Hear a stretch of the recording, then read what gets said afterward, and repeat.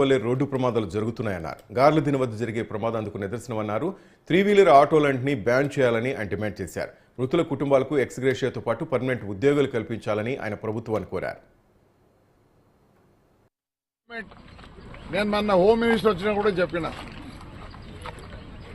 ఈ ఆటోలకు ఎగ్జంప్షన్ ఇవ్వండి, tax exemption ఇచ్చి దానికి ఏదో ఇంత ఇన్సూరెన్స్ కట్టియండి అని చెప్తున్నా.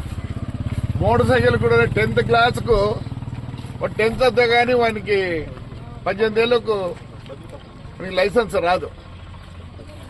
దాన్ని తగ్గిండి. 10th కాదు 6వ తరగతికి దాన్ని తేండి అని మన హోమ్ మినిస్టర్కి అందరికి రిప్రజెంట్ చేసిన.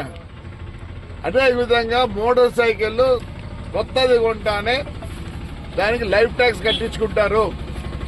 కనీసం దీనికి 6 సంవత్సరాలు ఇన్సూరెన్స్ ఖచ్చితంగా కట్టాల్సిందే.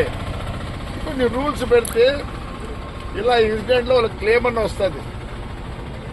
ఏదో some rules has to be change. ఇంకోటి ఓవర్ కెపాసిటీ 32 మంది 35 మంది అందుకని